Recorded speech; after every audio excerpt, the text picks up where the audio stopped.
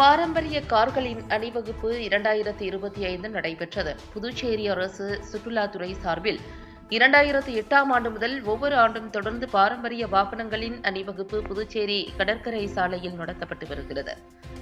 இந்த வருடம் இந்திய வரலாற்று கார்கள் சங்கத்துடன் இணைந்து பாரம்பரிய வாகனங்களின் அணிவகுப்பு பிப்ரவரி 3ஆம் தேதி புதுச்சேரி கடற்கரை சாலை டாக்டர் அம்பேத்கர் மணி மண்டபம் அருகில் நடைபெற்றது. இவ்விழாவில் துணை நிலை ஆளுநர் கைலாஷ்நாதன், முதலமைச்சர் ரங்கசாமி ஆகியோர் கலந்து கொண்டு துவக்கி வைத்தனர்.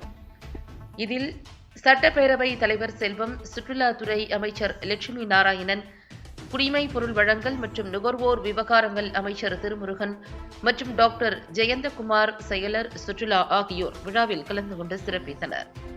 இந்த பாரம்பரிய வாகனங்களின் அணிவகுப்பில் 50க்கும் மேற்பட்ட தமிழ்நாடு, கர்நாடகா, புதுச்சேரி மற்றும் பிற மாநிலங்களைச் சேர்ந்த வாகனங்கள் காட்சிப்படுத்தப்பட்டது. கண்காட்சியை ஏராளமான சுற்றுலா பயணிகள் மற்றும் பொதுமக்கள் கண்டு களித்தனர். விழா ஏற்பாடுகளை சுற்றுலாத்துறை அலுவலர்கள் மற்றும் ஊழியர்கள் சிறப்பாக செய்திருந்தனர்.